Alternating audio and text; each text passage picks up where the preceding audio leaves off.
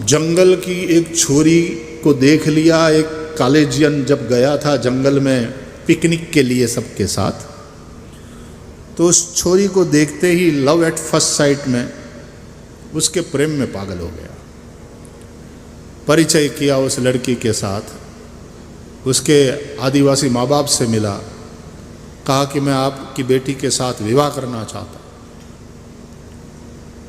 तो लोग तो खुश हो गए कि हमारी लड़की शादी करके मुंबई जाए, इससे बड़ी बात क्या हो सकती है, बड़ी सुखी, पैसे वाले लोग हैं ये।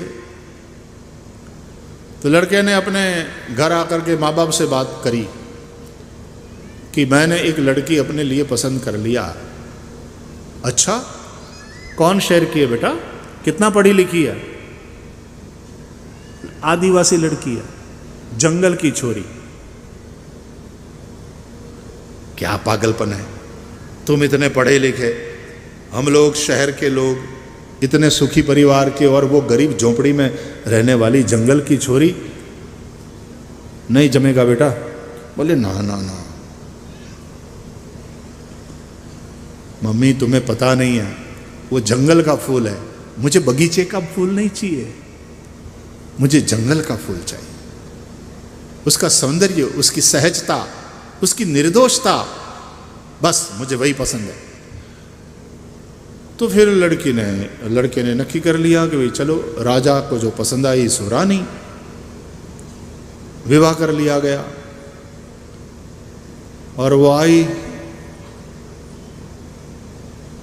मुंबई जैसे शहर में, सब पहली बार देख रही है, उछल रही है, एकदम निर्दोष छोरी, गाड़ी में बिठा वहां उछल रही है। कितने बड़े बड़े मकान, कितने लोग, और ये उसकी निर्दोषता को देख देख कर प्रसन्न होता है। और उसकी लड़के की बहनें, दूसरे सगे संबंधी, वो मन ही मन मुस्कुरा रहे, क्या दुल्हनिया ले आया, जंगल का फूल, 1 महीने में रंग उतर जाएगा इस फूल का, अकल आ जाएगी ठिकाने।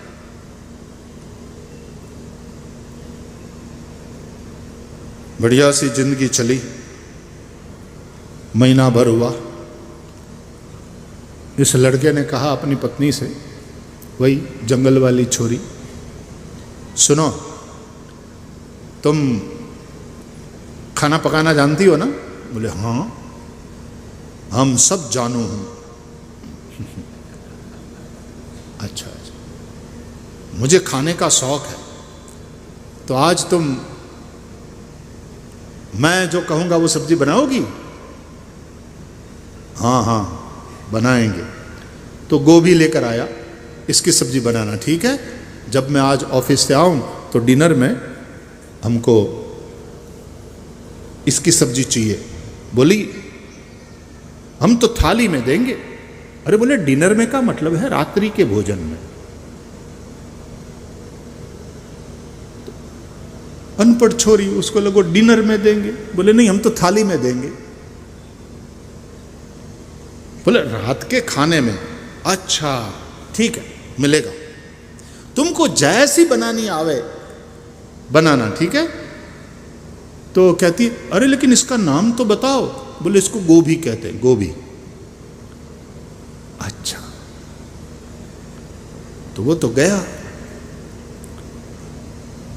शाम को जब लौटा दफ्तर से, हाथ पांव धोकर कपड़े चेंज करके, सीधा भूख लगी थी, डिनर के लिए डाइनिंग टेबल पे बनाया वो गोभी वाला सब्जी। तो कहते हैं क्या खाक बनावे? खोलती रही खलती रही, सारी परतें निकलती रही, सब कचरा, अंदर कुछ निकला ही नहीं। क्या खाक बनावे सब्जी? बस उसी तरह गोभी की तरह ये परतें निकालते रहो कि मैं मन नहीं हूं, मैं बुद्धि नहीं हूं। ये सब अनात्म पदार्थ है, हटाते चलो। मैं मन नहीं हूं, मैं बुद्धि नहीं हूं, मैं चित्त नहीं हूं, मैं अहंकार नहीं। आत्मषटक का अर्थ यही है। न च प्राण संज्ञो न वै पंचवायु न वा सप्त धातुर न वा पंचकोश न वा पाणिपादौ न चोपस्थ पायु चिदानंद रूपः शिवोहम शिवोहम। तो फिर उस छोरी ने तो कहा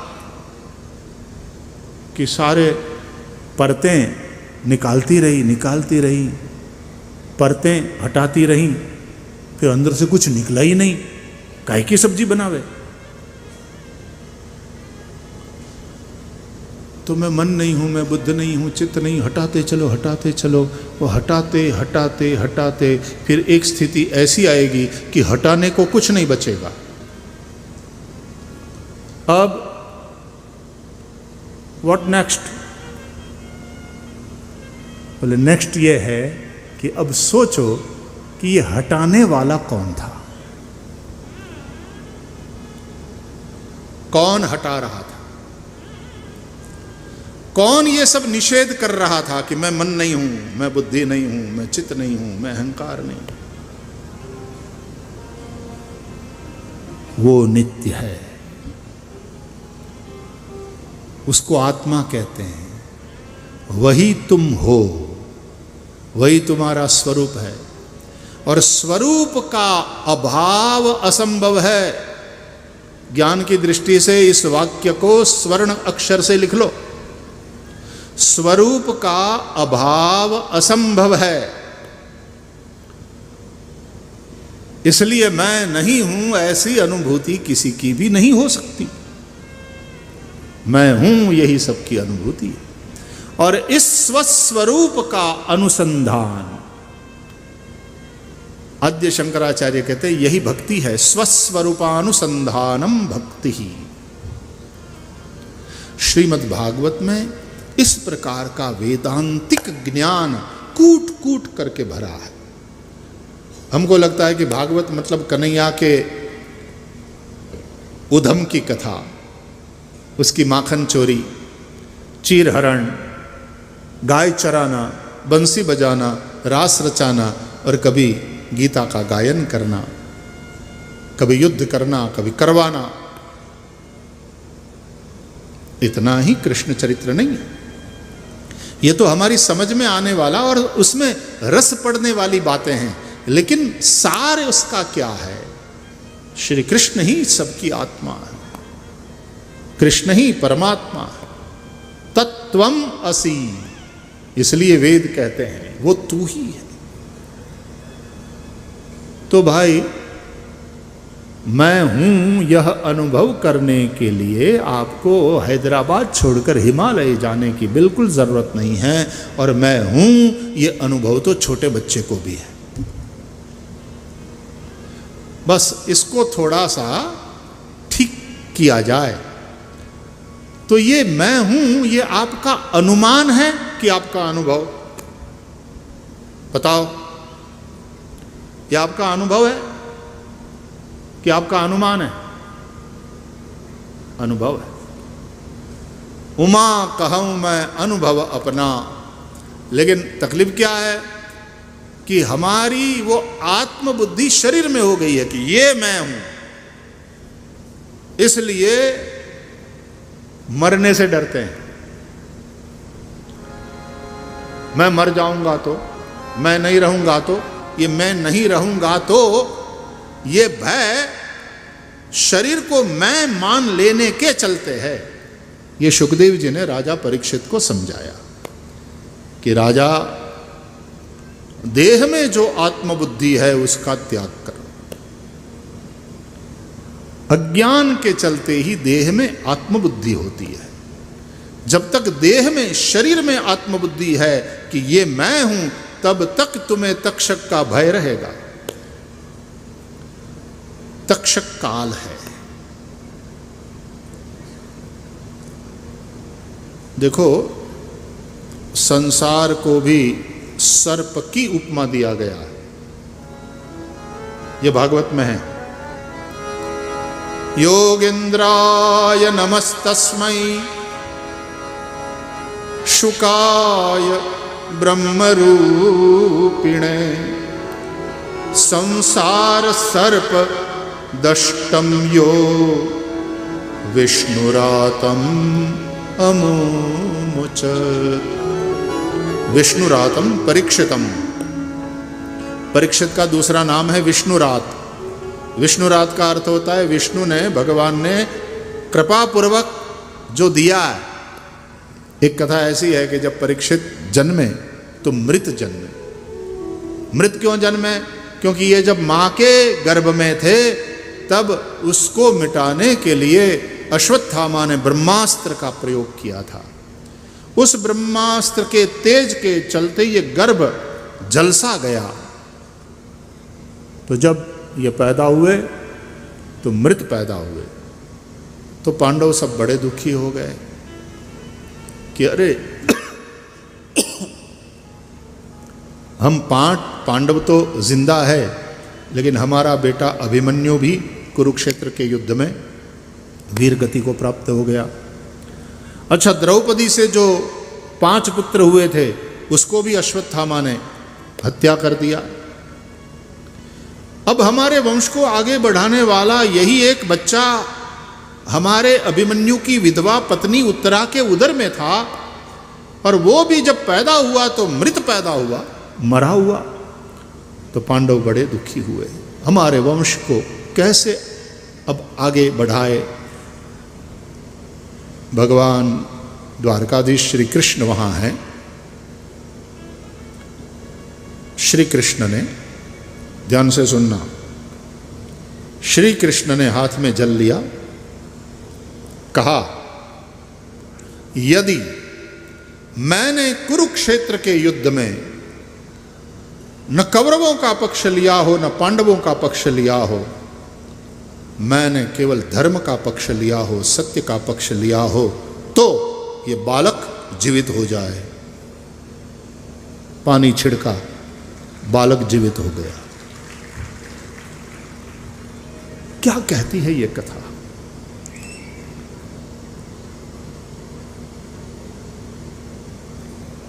कल के काव्य पाठ में आप लोगों ने कुछ वो भी चर्चा करी, निष्पक्ष कृष्ण, निष्पक्ष।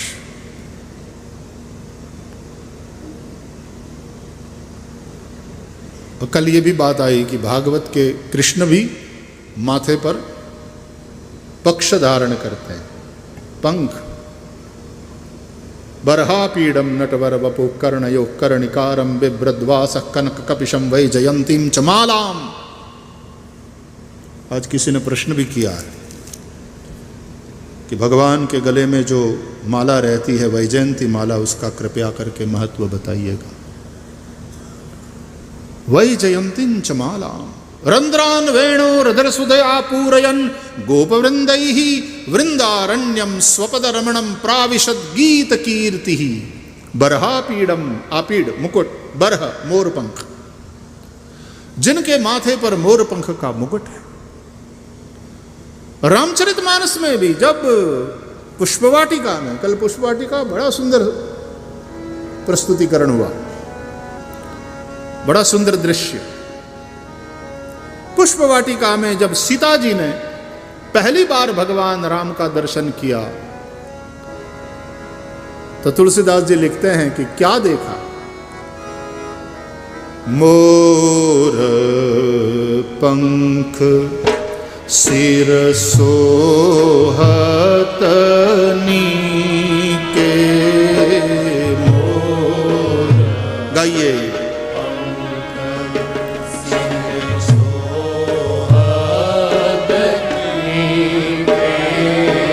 मोर पंख सिर सोहत नीके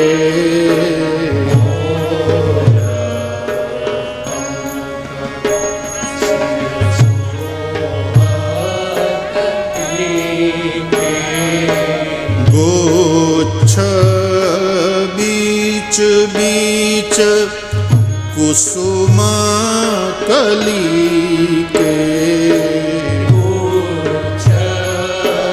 बीच बीच कुसुम कली के। गुच्छ बीच बीच कुसुम कली के।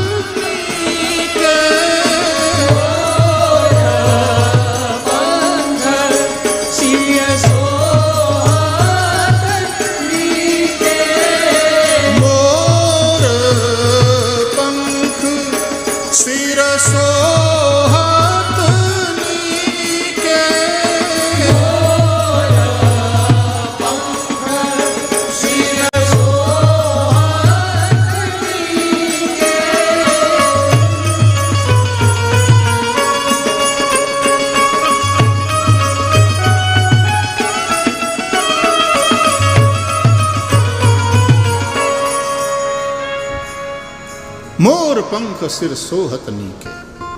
ये वृंदावन राधा जी की वाटिका है, वो वृंदावनेश्वरी है। और वो पुष्प वाटिका मिथिला की, वो सीता जी की वाटिका है। सीता जी मूर्तिमती भक्ति है, राधा जी मूर्तिमती भक्ति है, श्री कृष्ण की आह्लादिनी शक्ति है। ये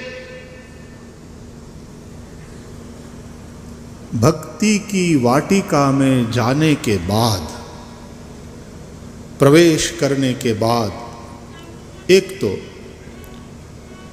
वो निर्गुण निराकार नहीं रह सकता, सगुण साकार बन करके ही प्रवेश हो सकता है। नंबर 2, वो विरागी नहीं रह सकता, वो रागी बन जाता है। सीता को देखकर राम रागी बन गए। तात जनक तन या यह सोई, धनुष यज्ञ जहि कारण होई, पूजन गौरी सखी लई आई, करत प्रकाश फिरई फुलवाई। क्या कहूं लक्ष्मण, हम रघुवंशी है, हमारा सहज स्वभाव है, हमारा मन कभी कुपंथ पर नहीं जाता।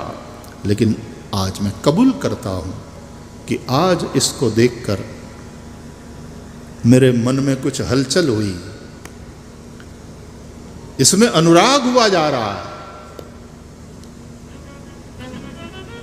जैसे जनक जी ने देखा तो अनुराग हुआ था, ये नहीं बिलोकत अति अनुरागा, और बरबस ब्रह्म सुखई मन त्यागा। है ये तत्वज्ञानियों का नगर मिथिला, पर यहां बातें हो रही है अनुराग की। वो केवल इसलिए कि सीता जी प्रकट हुई है, मूर्तिमती भक्ति प्रकट हुई है, तब वहां अनुराग की बात नहीं। तो परमात्मा हरिव्यापक सर्वत्र समाना, प्रेमते प्रकट होई मैं जाना, अग जग मय सब रही तब विरागी, और प्रेमते प्रभु प्रगटई जिमी आगी। काष्ठ में अग्नि की भांति अब प्रकट है, जब तक विरागी है, निष्पक्ष है। एक बार रागी बन गया, 2 काम करना पड़ेगा। अवतार कार्य परित्राणाय साधूनां विनाशाय च दुष्कृताम धर्म संस्थापनार्थाय संभवामि युगे युगे। ये जो चुनावी घोषणा पत्र है, या तो भगवान के अवतार का एजेंडा है, वो तब ही सिद्ध हो सकता है जब तक वो विरागी रहेगा, निष्पक्ष रहेगा, बात न बनेगी। 2 काम करना होगा, एक तो विरागी को रागी बनाना, विरागी रागी बनते ही निष्पक्ष नहीं सपक्ष हो जाएगा। इसलिए वृंदावन में कृष्ण माथे पर मोरपंख धारण करते हैं। सीता की पुष्प वाटिका में जाकर वहां जब फूल चुन रहे थे, तब देखा कहीं मोरपंख पड़ा हुआ है। देखकर राम जी प्रसन्न हुए। वो प्राइम मिनिस्टर को मिलने जाना होता है तो फिर वो जो आई कार्ड है वो गले में लटकाना पड़ता है। राम जी ने सोचा सीता जी से मिलने आए हैं, अपना आई कार्ड कहां? एरोप्लेन वाले भी आधार कार्ड या कुछ आइडेंटिटी मांगते हैं, नहीं तो अंदर एयरपोर्ट में ही घुसने नहीं देते। अरे ये रहा, मोरपंख को देखा, पहचान पत्र है। क्योंकि सीता की वाटिका में यदि प्रवेश पाना चाहते हो तो यहां निष्पक्ष लोगों का काम नहीं है। झुके राम, उठाया मोरपंख, सिर पर बांध लिया। और जब सीता जी ने यह देखा कि मोरपंख सिर, आई कार्ड प्लीज, देखा सीता जी ने कि इनके मस्तक पर मोरपंख, मोरपंख सिर सोहत नीके, गुच्छ बिच बिच कुसुम कली, तो बड़ी प्रसन्न हुई। रागी निष्पक्ष नहीं हो सकता, रागी पक्षधर है, पक्षधर है, पक्ष और पंख बात एक ही है। पक्षधर।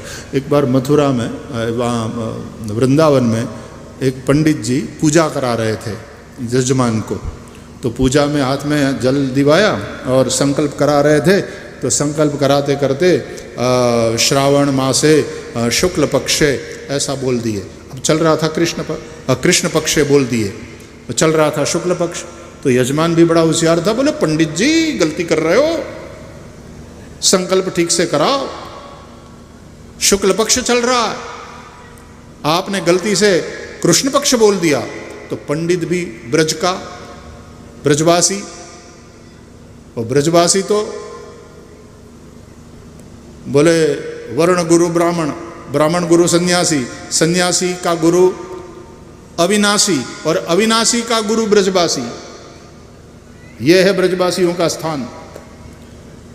तो वो किसी से थोड़ी ना वो पकड़ में आ सकता है। बोले पंडित जी आपने गलती कर दिया, सही सही संकल्प कराओ, ये श्रावण का शुक्ल पक्ष चल रहा है, आपने गलती में कृष्ण पक्ष बोल दिया। ब्रजवासी पंडित बोला हम ब्रजवासी हैं, कन्हैया भी हमको पूछ पूछ करके काम करता है, लीला करता है, हमसे कोई गलती नहीं हो सकता, हम ब्रज के लोग हैं, जजमान जी यहाँ हमारे लिए तो सदा कृष्ण पक्ष ही है,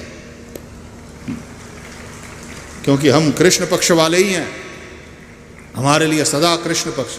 ऐसा करके बोल करके कह करके जजमान की बोलती बंद कर दी, दक्षिणा पूरी वसूल करी। हम ब्रजवासी, हमसे गलती नहीं हो सकता। तो कृष्ण पक्ष, और ये कृष्ण का पक्ष दिखाई तो पड़ता है कि पांडवों के पक्ष में, लेकिन हाथ में जल लेकर के उठाकर कृष्ण कहते हैं कि यदि मैंने न कौरवों का पक्ष लिया हो न पांडवों का पक्ष लिया हो, मैंने केवल धर्म का पक्ष लिया हो, सत्य का पक्ष लिया हो, तो उस सत्य के बल से ये मृत बालक जीवित हो जाए। जैसे ही जल छिड़का परीक्षित जीवित हो गए।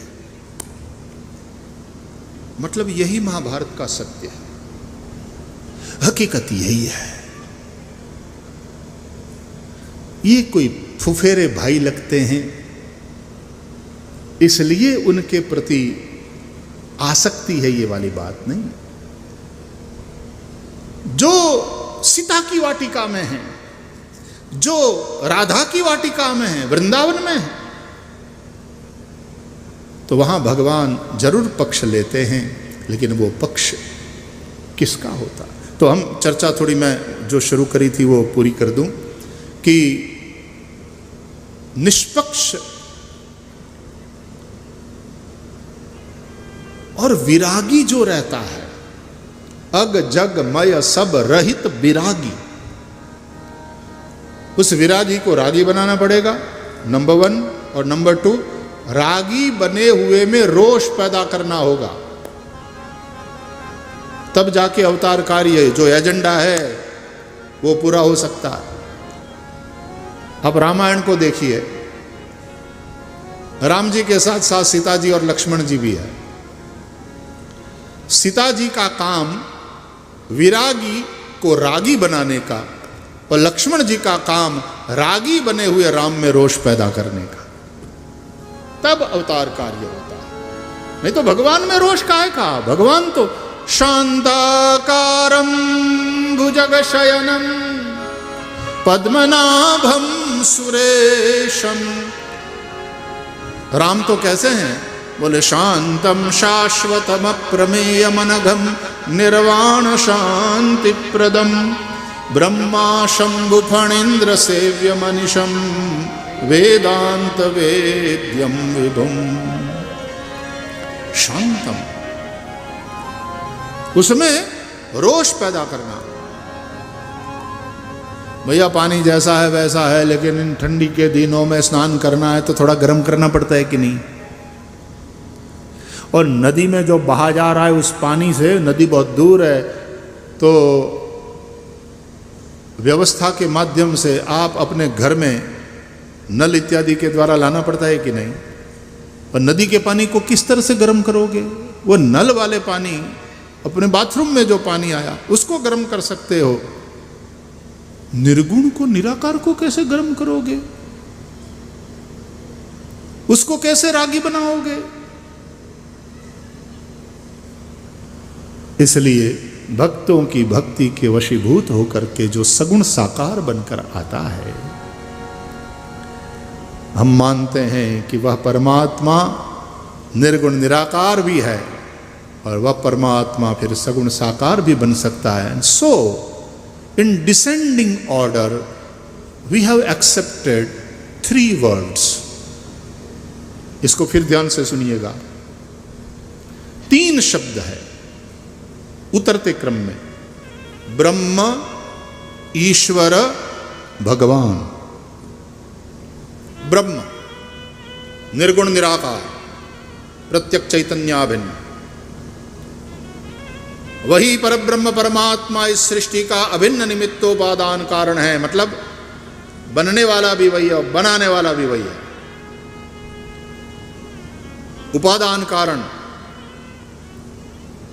सोना, नेकलेस है वो कार्य है और उसका उपादान कारण है सोना, क्योंकि सोने का नेकलेस है, सोने से बना है, अपने आप नहीं बन गया, सोनी ने बनाया. तो सोनी निमित्त कारण, सोना उपादान कारण.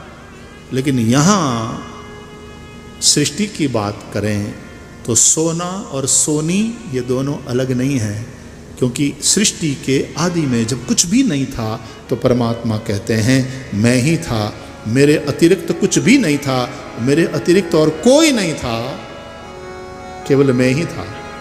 ये भागवत के चतुश्लोकी, भागवत के प्रथम श्लोक में अहमेवा समेवाग्रे नान्यद्यत् सदसत्परम पश्चादहम यदे तच्च यो वशिष्येत सोऽस्म्यहम्. भागवत के चतुश्लोकी, भागवत के पहले श्लोक में ही भगवान ने यह स्पष्ट कर दिया. और जब परमात्मा के अतिरिक्त कुछ भी नहीं था, परमात्मा के अतिरिक्त और कोई भी नहीं था, तो परमात्मा ने जब सृष्टि बनाया तो रॉ मटेरियल कहां से आया? परमात्मा से भिन्न कोई पदार्थ ही नहीं था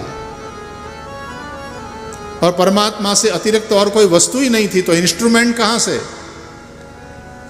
और कोई असिस्टेंट भी नहीं. इसलिए फिर से याद करें, कौशल्या जी ने जब भगवान राम प्रकट हुए और जो स्तुति करी, जेहि सृष्टि उपाई त्रिविध बनाई, संग सहायन दूया, सो करो अगारी चिंत हमारी, जानिय भगति न पूजा. भय प्रगट कृपाला दीन दयाला, कौशल्या हर्षित मातारी, मुनि मन हारी, अद्भुत रूप दिखाई. जेहि सृष्टि त्रिविध बनाई, जेहि सृष्टि उपाई त्रिविध बनाई, संग सहायन दूजा, सो करो अघारी चिंत हमारी, जानिय भगति न पूजा. सो करो अघारी चिंत हमारी, जानिय भगति न पूजा. संग सहायन दूजा.